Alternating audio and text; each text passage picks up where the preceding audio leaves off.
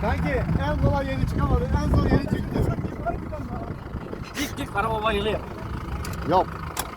Lastik tutunamıyor, bayılmıyorum. Araba orada bir yerde su aldı ya. Çamur dolduruyor çamur. Su aldı araba. Harbi nasıl geçti? Ben hiç gitmez diyordum lan.